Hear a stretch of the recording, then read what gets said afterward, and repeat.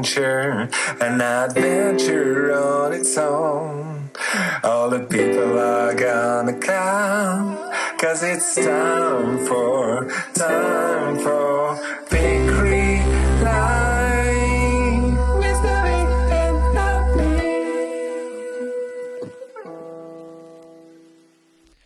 Oh, hey.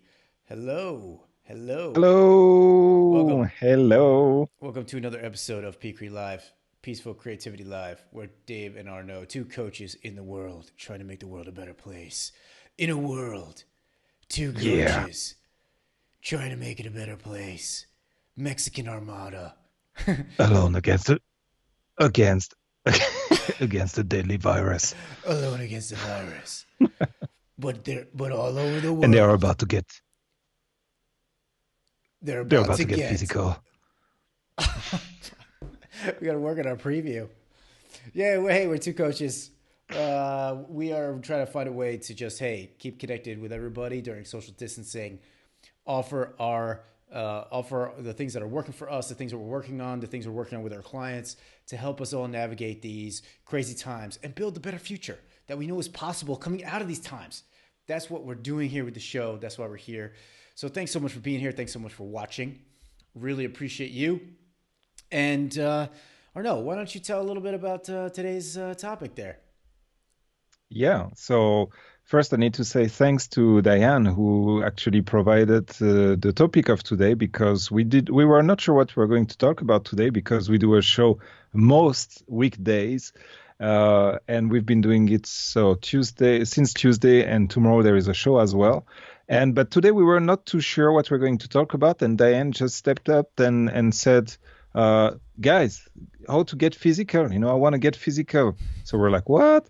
And she was like, well, yeah, martial arts, sex, everything physical. So physicality in the time of COVID is what we're going to talk about today, and that's very cool topic. I already have some stuff to say about it, but I'm going to let David express himself first. Oh boy, I'm gonna go first on this one. Okay, well, I'm gonna go. Look, you know, we I look across my street out my window and I see into my neighbor's apartment, and Oh, yeah, I know.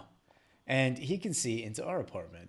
And what I see when I look over there is he is having a party every day. He's having like five, six people over every day. And I don't think that's technically encouraged right now, but it kind of made me feel like, I mean, if everybody's been practicing social distancing for weeks, some of the restrictions are starting to lift here in Prague. What is a level that is safe? Because we need human contact, we need physical touch. Those of us who are living alone, I mean, I'm not living alone, but those of us who are living alone, or no, you're definitely not living alone right now. You're living with like six people. So the question is, how do we help folks who are living alone get some of that physical contact? I'm sure Tinder is still pretty active right now. I'm sure, I'm sure it is. I'm sure that people are meeting and finding ways to do it. I mean, I'm a very friendly person, and well, I'll tell that story later. But I don't know. I mean, what are your thoughts? well, what came to mind is, yes, this is the time when we can really enjoy being with people, with a loved one, being with your family. That's so important, because we as humans, we crave contact. So I'm feeling for the people who are alone in their flat, and I thought about the one of the exercise that Jenny showed here. Is it Jenny or Jamie? Jenny, Jenny, yeah, right? yeah. Uh, yeah, yeah. She showed us a great way that you can give yourself the chemicals of love and of empathy through a practice called havening, where you touch certain part of your body, like David is demonstrating.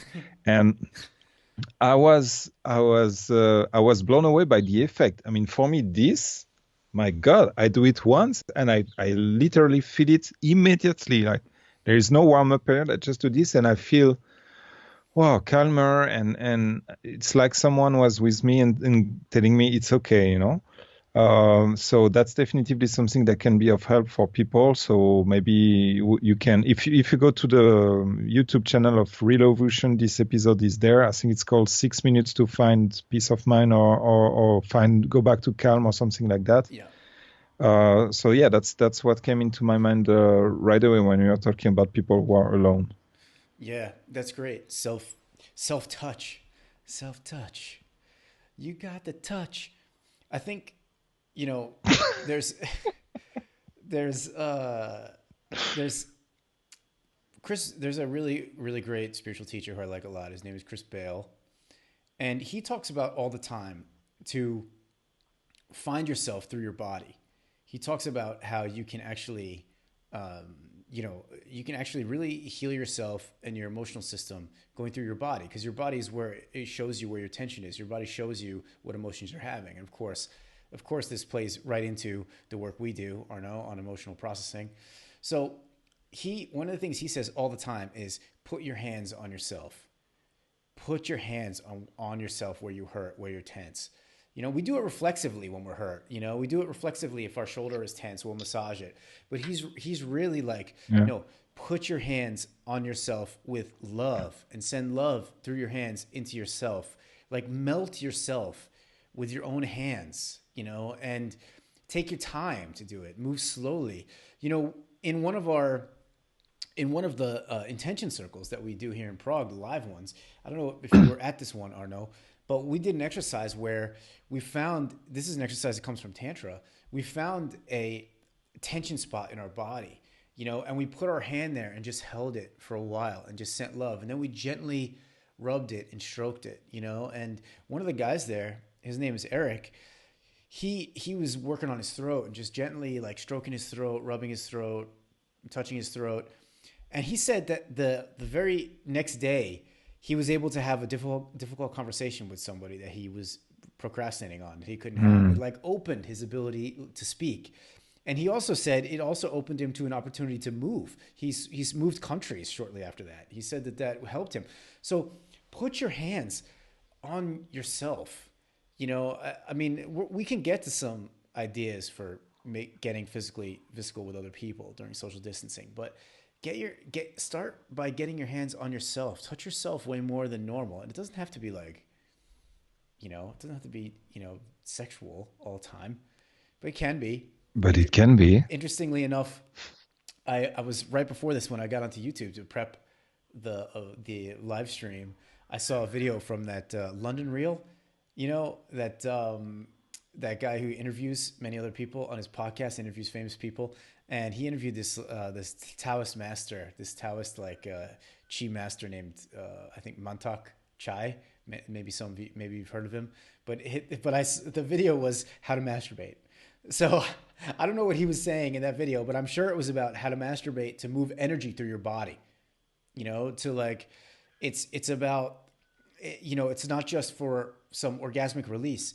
You're actually cultivating your sexual energy, and you can move it through your body. And you can actually, I mean, the people who really practice this, they can get sexual energy into their head, and then they start having this crazy orgasmic feeling inside themselves, that's supposedly much better than a normal orgasm. So, that's available to all of us in this time too, especially if you live alone. You can experiment with a lot of that if you want to. Yeah, I mean, and even if you don't have like a special advices from a wise Tai Chi master, when you masturbate, if you focus intensively on what you're feeling, really like what's going on, if you close your eyes and you close Pornhub and you just focus on what's going on, that's a completely different experience, especially if you try to detach that from the goal, I want to get an orgasm. If you kind of forget that and focus on what's going on in your body, that's a completely different experience, and it can be kind of spiritual as well, Yeah, absolutely. But I love what you said, David, about, putting your hands where it hurts, because it made me think of several things. First of all, most of the time our hands have some warmth to it. And when you apply it to yourself, it's like literally giving yourself some love. And I was thinking about what do I do when one of my son is crying, I touch him instinctively. I go close to him, I hold him, or I just rub the back of his head like that. And when I put those two things together, I was like, wow, it's a little bit like if when something hurts inside, especially if it's an emotion, and you do this, it's like you're caressing your inner child somehow. And I kind of like this idea of sending the love and the warmth of your adult self to your inner child who's inside, who's trapped, who's scared, who's hurt. And that's what brought this to my mind, and I really liked this idea, and it works. It works greatly. I mean, for me, as I was talking, this is amazing. But when I hurt, when I'm tense, yeah, the throat definitively, the plexus, the abdomen, it's all places where touching yourself feels good and feels like you're being nice, kind to your inner child. So, great Yeah. advice on that. Yeah. Yeah. I love that. I love that. And you're reminding me that, why that touch works is because when we get human physical touch, especially if it's for, longer than just a few seconds, if it's, 10, 20, 30 seconds, our brain starts to release these pleasure chemicals like Yeah, oxytocin, you know, and oxytocin is that love chemical, and it starts to do all the very interesting things in our brains and bodies that create health in our physical system. So, you know, that what Janie was telling us so I mean that's one reason we instinctively, it's not a coincidence, we instinctively want to touch like a hurt child. We want to pick them up and hold them because that's literally going to release the love chemicals in our brain. I mean, our bodies are smart, or many of our instincts are smart. And as Janie explained to us in that episode, that when we do these specific touches that are part of that therapy technique called havening, it's been shown that they release these chemicals like oxytocin and other pleasure chemicals. And so, so yeah, we're not advocating, of course, I'm not saying that your own touch is going to replace the touch of other humans forever. No, but I think it is. We didn't expect to talk about it like this. I didn't expect to talk about it like this, but I'm realizing as we got into this topic that the way you touch yourself is really important right now. Chris Bale has he has a qigong course which I've taken and I really like. I do qigong every day and I really like his sequence, and he has this really interesting meditation at the end of the qigong course where you you you hold your left hand up and your right hand down. You get in a meditation position, you hold your left hand up and your right hand down. And he says that when you do that, it helps the universe. It opens you to let your energetic polarity be reset by the universe. You open yourself to life force energy flowing through you. And this isn't just qigong that believes this. Yogis believe that they eat with their hands very often because they believe that there's life force coming from your hands. Their prana is coming from your hands, and so they eat with their hmm hands because they want to put more life force in their food. Because they're putting that in their bodies. So using our hands, it comes from many ancient traditions, and we know instinctively that it helps and that works. So so you can do these. Okay, so where I was going with this is after the left hand up, right hand down meditation, he says for women, because women have their energetic polarity. All of us is like kind of like a battery where we have a plus and a minus side because we have an electromagnetic field, just like a battery. It means creating power. We have an electrical field that moves through us. So what he says is that a woman's plus is on her chest, in her heart area. So, and her minus polarity, just in terms of plus and minus, like positive and negative electrons, her minus polarity is in her vagina, in her genitals. And so he says after you meditate for a while, for women, put your hands on your heart, put your hands on your breasts, and stay there for like 10 minutes, and you will literally charge yourself. You'll feel all kinds of things moving in your body, and your only goal during that 10 minutes is to just be present with that part of your body. Just be present with that part of your body. That's it. And then just see what happens. And for men, after, at the last part of the meditation is to put your hands on your cock and just be with it for 10 minutes and just be with that area of your body. I mean, how often do we, sort of gently and acceptingly just drop our awareness down to that area, to see what that area is feeling and just being with that area? Because he says that for men, that area is our positive polarity and our heart is our negative one. Just we're the opposite of women. It's one of the reasons why attraction works, from an energetic perspective in his way of thinking. So, I do this meditation pretty at the end of my qigong practice, and it sometimes gives me a real like high feeling. Like I sometimes get this feeling like I am really supported and connected, and I just kind of start to get high on life, and there's these positive points are are a place that just energy collects and charges in our bodies. And when we sit there and bring awareness to it and just be with it, we can really connect with some of those beautiful feelings we want to have. So just another thing coming up right now that I wanted to share. Great. Thanks for sharing that. That's very good. Yeah, it's been a while since I haven't put 10 minutes of attention to my cock, so I'm gonna probably do that soon. No, I mean, joke aside, it's interesting, if you try to approach it in a non-sexual way, not okay, I'm going to masturbate or whatever, but just like put your attention on there. I joke aside, I really don't know when I did that last time, so that's something I'm curious to try. So about physicality during confinement, I know it's going to be a bit off, but yesterday I was looking at a documentary on fake martial arts. And I know that martial art was one of the things that Diane wanted to talk about. So, and this is actually about the no-touch martial art. So I don't know if you've ever seen something like that, David. It's basically Dragon Ball Z, but in real life, Oh, man. So you get a guy who comes, then they go and they want to fight this old Chinese master or Chinese, and the guy just do this, and the other person fall, without touching, and it's like okay, I'll let you live in the pleasure of this news. Okay, that's all fake, that's all bullshit. But but you had that moment of joy, right? I did. Dragon Ball Z isn't real. Yet. But that was that. Yes. No, but yeah, who knows what will be done? Who knows what's the next generation of evolution of the mind will do with all those hours of meditation and collective emotional processing. Going next? Exactly. So I'm talking about that because it's martial arts and because the parallel with some cult was very interesting.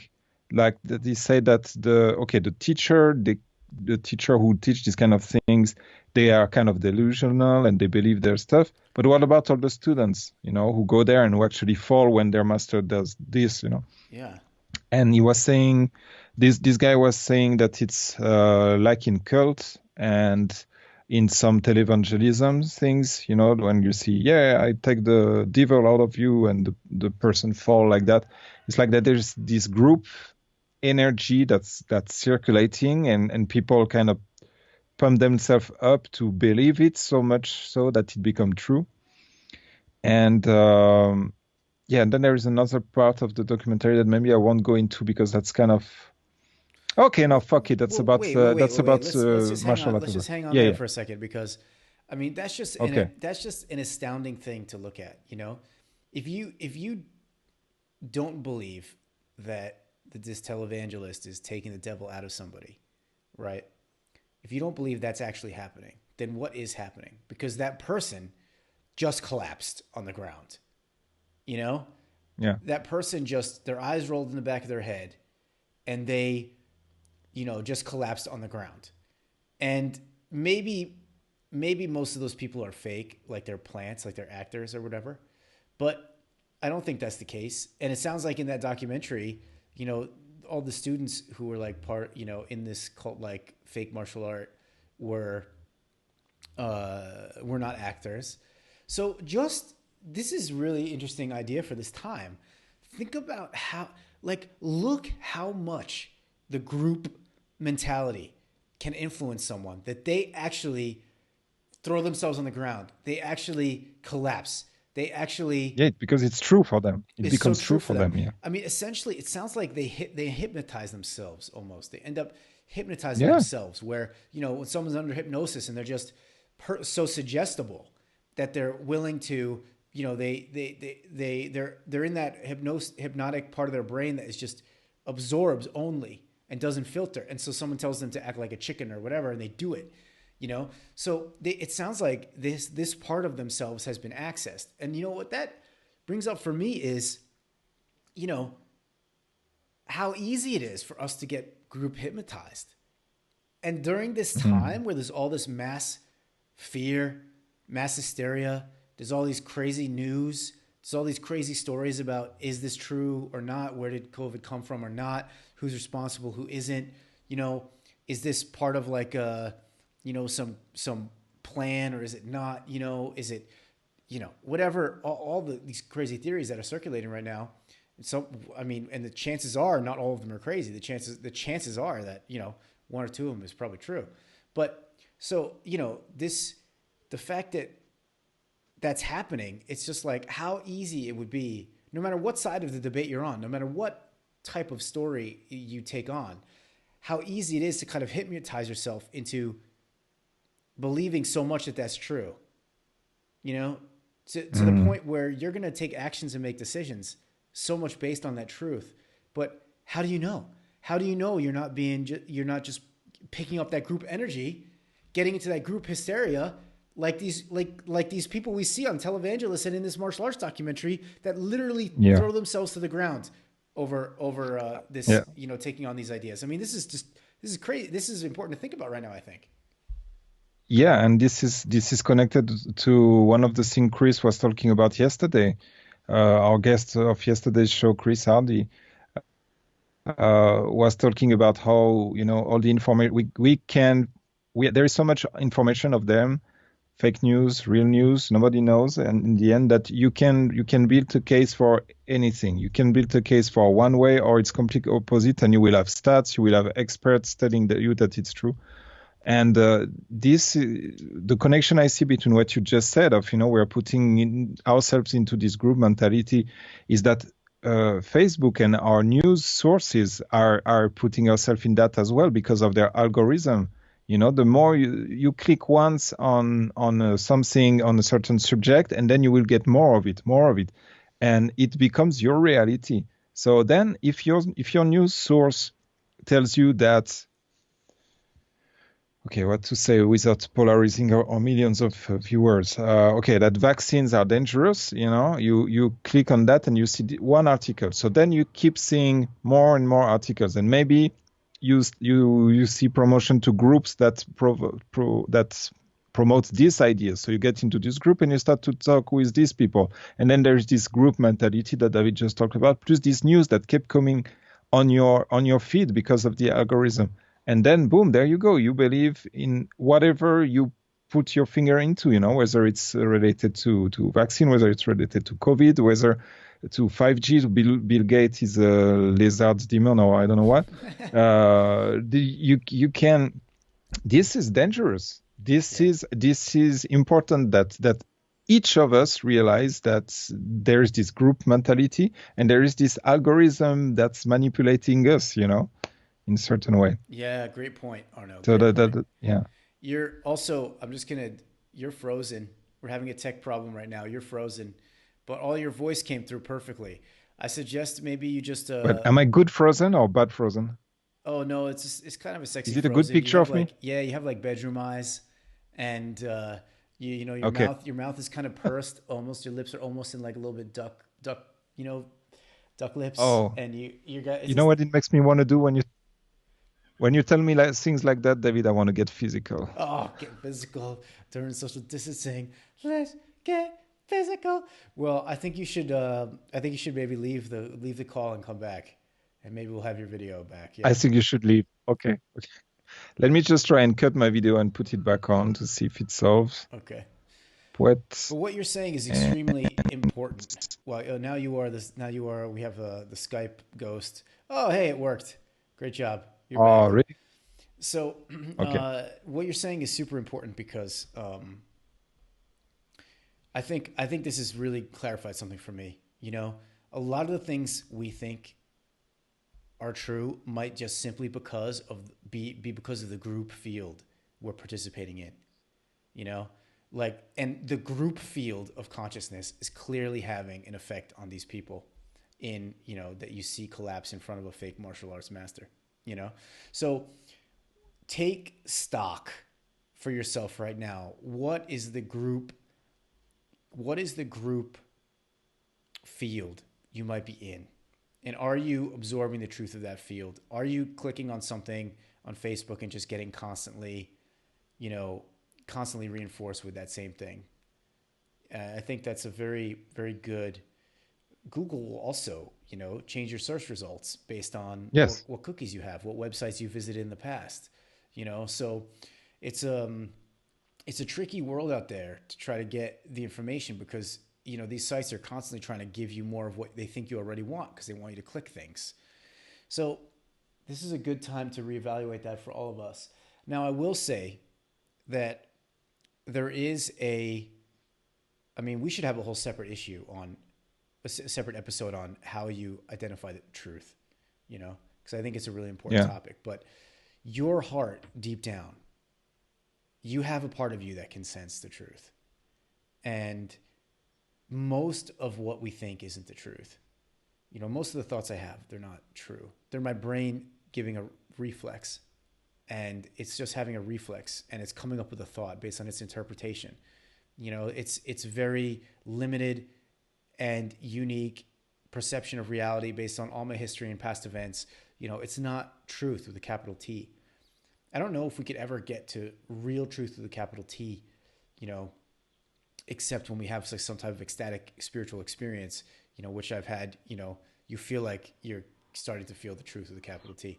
But, there is a part of us that is always connected to truth with a capital T. And it's not in your brain. It's not in your brain. It's deep in your heart. It's in the stillest, quietest part of your heart that is untouched by anything happening around you. And in there is where your truth is.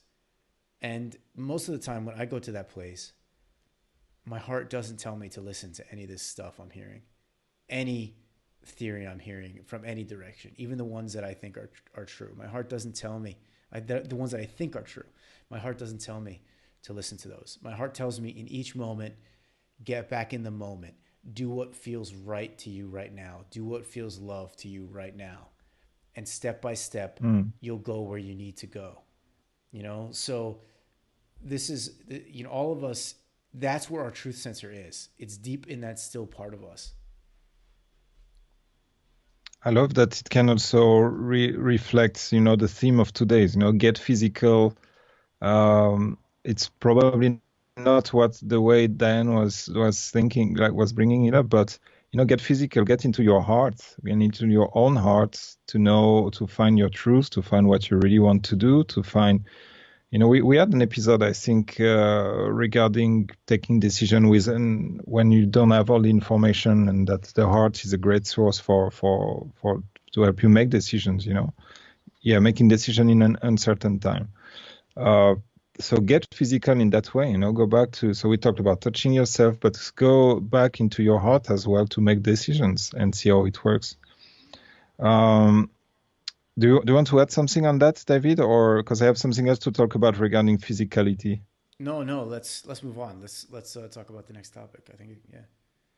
Okay, so I am part of the privileged people who have a garden now, and I'm so grateful for that. And I feel for people who don't have that luxury at this point. And we can go outside with my kids, and the physicality there, I noticed that our games changed now. We make a lot more of, I'm the panda and they are sitting on my back and we're just walking to the garden like that. And then when we play, oh, I don't have the vocabulary in English, but this game where you run after the other and Tag. you touch yourself Yeah, and then the tag. other Yeah. tag. Okay. Yeah. When we play tag, we don't just touch each other. I grab them and I like shake them and they laugh and I throw them in the sky and then there's much more touch. And since we're You talking throw about them into the physicality, sky, yeah, it dude. made me You real. are Dragon Ball Z. Jesus. Ah! Yeah. I mean, technically they are in the sky. Yeah. So yeah, I do. Uh, um, and so somehow this situation made make us, and also we play a lot more with giggling, Tickling. like when you make this to Make someone to laugh. someone so that they laugh. Yeah, tickling. Yeah, tickling. Yeah. Okay, so there is much more tickle, and that's amazing. That touch, that this physicality, with my children, which is going on, and I think it's part of reaction to COVID. That we feel intuitively that we need to play in different way and to touch each other more, and so that's one piece I wanted to bring to the table of the topic. Yeah, that's really interesting that you're noticing that change in the touch level in your games. I think that's a really interesting reflection of what's going on right now. So, you know, I just Diane, to answer your question about combat sports. I mean, I'm just trying to think from Arnaud's story about these people again who don't have a family around them, who are living alone. You know, um, you know what though? I mean, even those of us who aren't living alone, we, I'm living with my girlfriend, but because of I think the lack of contact with other people, it's also making our contact more intense, and that's bring intense in many ways. It's bringing up many triggers, So actually, like our, feeling like we can't get space away from each other either. And everything we're doing happens in, two rooms Mm. in our apartment, and it's, and, we're not seeing anybody else. We're not, you know, there's, she's used to, she's used to having a lot of physical touch because she does mind body therapies with people, and that includes massage, and that includes Reiki, and that includes, different techniques to craniosacral therapy and different techniques to align the body and spine and things. So she's used to touching people all day, and I'm not used to that, and I don't need a lot of physical touch right now in this part of my life for some reason. And so actually these different levels of physical contact that we need, they're causing like a tension in our relationship as we try to Mm. figure out what levels of touch are, how, like, where is it, because how do we balance between getting our alone time and being touching because we're in the same space all the time. How do we get our different physical needs met? This is an ongoing conversation. We haven't resolved it. We're just trying to experiment. We try to be intentional about with the way we're spending time together, and try to go slowly, try to asking what the other person needs and trying to see if we're available to meet that need. These are the kind of things we're going through, and it's an ongoing conversation. So, even if you are living alone, I guess what I want to say, the reason I'm saying all this is that all of us right now are being triggered into looking at what levels of human contact do we really want? What are our Mm. needs? And some of us feel like our needs are not getting met. I talked to a friend today who, she told me she's absolutely loving all the alone time. She lives by herself, and she's like, I do miss friends. I do miss seeing people, but most of the time I just feel so good to get to be with myself. It's so quiet. I'm doing a lot of journaling. I'm creating a lot of art. Yeah. I'm exploring my own self, and my fears are coming up, and I'm writing about them. I'm making them into stories. And and she's just like reveling in this time. So I guess what I'm saying is, no matter if you're with a family like Arnaud, or just one person like me, or if you're alone, this time is still showing you, in your own unique situation, things that your life wants you to look at about yourself, and to look more deeply at what your needs really are, and to look more deeply at where your triggers have been. I mean, it could be that this time is asking you to get more comfortable with being alone, you know? And of course, no one wants this to last. This is not a situation that's going to last. This is not normal way. I mean, having lots of physical touch is super healthy for people, but at the same time, this is what we're in right now.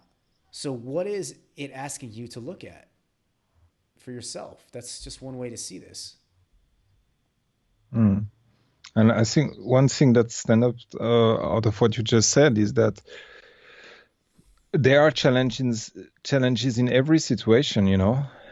Someone could be alone in his flat and crave physical touch, and someone else can be in a flat with another person and be like, "Oh, I wish I was alone sometime," and so that's another point to what you just said, that whatever our situation is, we have challenges that this situation is bringing up, and that we can look at, and that we can integrate and process and work on and learn on it, on ourselves. I mean, so again, a challenging situation with a lot of opportunities depending on how we look at it. Yeah. And, I think like you said, you said something really good in one of our previous shows. We were talking about finding things in your life that are energetic pumps, and finding the things that are energetic drains. Yeah. And you said, a pump can turn into a drain. If you Yes. have something that is like really, really, enlivening, but you do it too much, all of a sudden it becomes a burden and it becomes draining. So, this time is asking us to rebalance. What level of touch is your balance level, and some of us, like me, I maybe need a little bit less than other people, or my girlfriend at least. Right. So where's the balance? Doesn't mean 50-50, balance doesn't mean, 50% time alone, 50% time being touched. I mean, it could mean for you 90% alone, 10%, human contact, or vice versa. It's just, this is an opportunity to ask yourself, what is that real balance for me? And can I make my life match that? Can I, I had a friend who really liked human touch, really got a lot from human touch. And she worked at like Microsoft, and she was, but she knew that, like, she couldn't just ask people to touch her all the time. But she had this craving for some type of hands-on physical contact. So she quit and completely changed careers and studied to be a physiotherapist, massage therapist. And, so that she could build into her life more chance for that human contact, So these are the kind of things that, this time new ideas can come to us if we're willing to open ourselves to what is being asked of us right now. Yeah. And I would say, Diane, I have seen people doing combat training in the park. I have seen it. I've seen people doing, like, fighting each other, sparring in the park. So maybe you got to do it outside. I don't know. I don't know what the social distancing rules are where you are. But again, I don't want to tell you to, like, every state in the U.S. is different with their social distancing. And that's very interesting. In Czech Republic, it's uniform regulations in the whole country.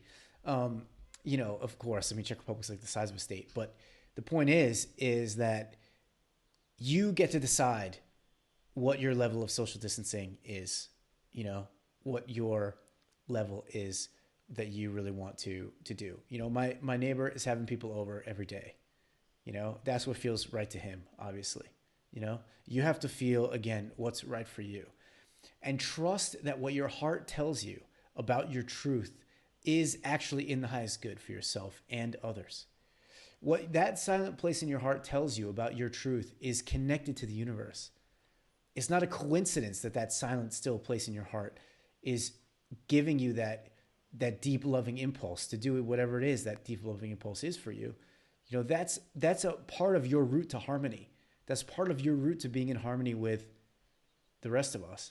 So listen to that. If you feel like you really need to go have that physical contact and your heart is telling you that and that's your truth, do it.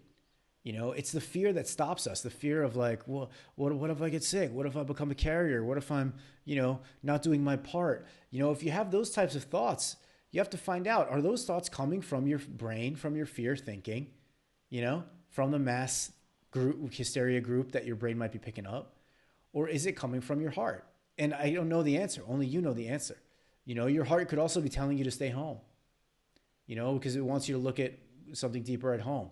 But that would be my simple advice, is to, your heart knows better than the information in the news. Your heart knows better than the government regulations.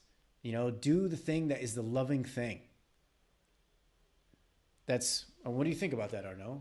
You think I'm crazy just giving people totally irresponsible advice? Yes.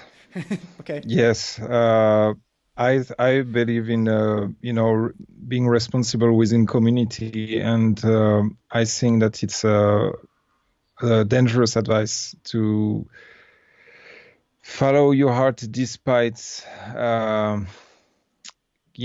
governmental guidelines, because I believe in some sort of order that needs to be maintained somehow, and but I don't know. That might be my own fear talking right now. Okay, but I think that if you feel like you're going to jump through the window because you crave human contact, then yes, go find someone who's willing to be with you and be with that person.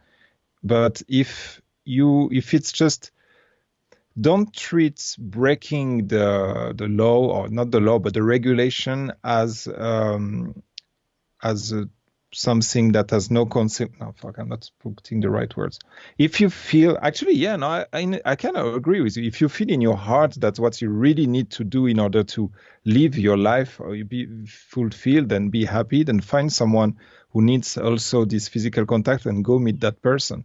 But if it's just like a thing which is nice to have because you don't feel like being alone right now, it might be just your mind telling you this, and maybe if you sit in silence for 5 minutes, check it with your heart, will be like, no, actually I'm much better at home, So I can't say I fully agree, but I can't say I fully disagree with what you just said, Yeah, that's David. cool.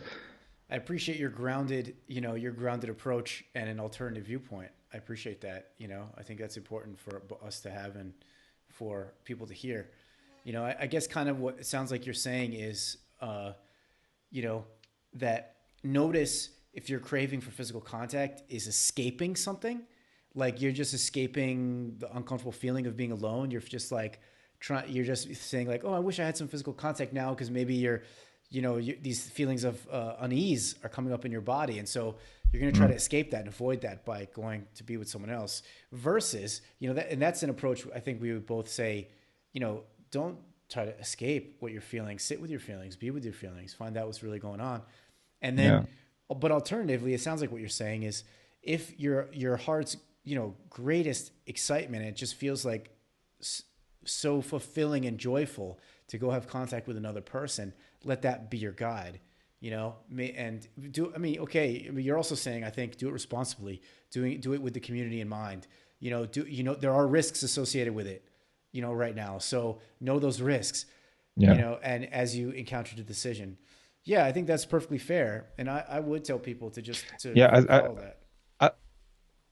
I think my point was, don't treat it lightly. Like it's kind of a personal responsibility, and it's not just I do what I want. It's I do what I want within the community. And yes, exactly. If you feel like this is just your way of procrastinating or escaping what the work that you really need to do, which is sitting by yourself and giving yourself that love and exploring, the challenges that this situation is offering you, then I would rather not do it, even if it's not easy, because, and I know it from my life, that very often physicality I was expecting from someone else, or exchange I was expecting from someone else, or validation I was expecting for someone else. It wasn't the right thing to go after it. It wasn't the smart choice. The smart choice was to sit down, be with myself, be with my fear, give myself the love I needed. And then if I still feel the need, communicate my request to that person, And also it's good investment because the request that you communicate is much better. It's much better perceived and your message can come across, So I think, that shouldn't be, we shouldn't look for answers outside when they are already inside, is what I'm trying to say, I guess. Yeah. Beautiful, man. I don't think we could have a better final comment on the show than that. That's a whole philosophy that we both believe in. Completely agree with you. I hope we answered Diane's question. I don't know if she's watching right now, but we did it. I think we did it.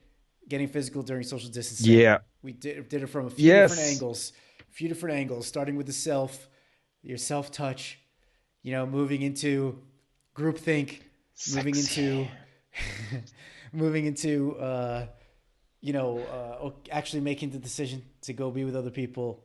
So we hope that this helped you and this topic answered you satisfactorily. Of course, if anybody else has another question or comment, or like Diane would love us to do a show about a particular topic, we absolutely love that. That's why we're doing the show this way. Yes. And you can just put a comment on the YouTube channel on the events, either before the live stream or during the live stream, and we can incorporate your stuff into the show. You can also be friends with Arno on Facebook or follow him, and you'll get the live stream from him. And you can make comments on his Facebook feed, and we'll see it as well. So thank you, everybody, for watching. Oh, I should say that tomorrow we have an amazing show. Because we are going to have a guest, and the topic of the show is shame and compassion. Two really interesting things to talk about during this time, from a man who has been really embodying compassion for many, many years, and he's from the UK. His name's Andy Bradley.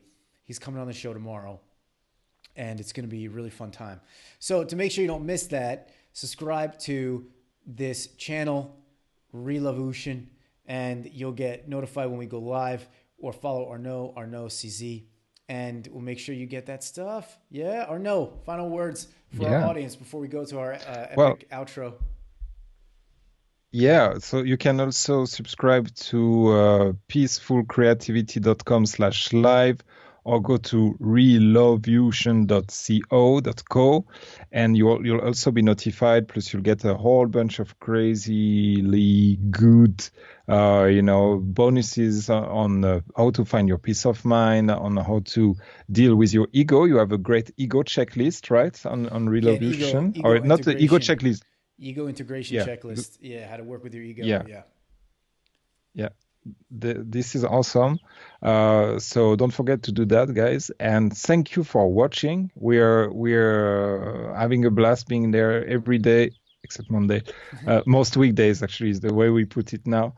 We're having a blast being being here most weekday with you guys. And that's it. Go get physical with yourself. Let's get physical. Go into the outro. See you later, everyone.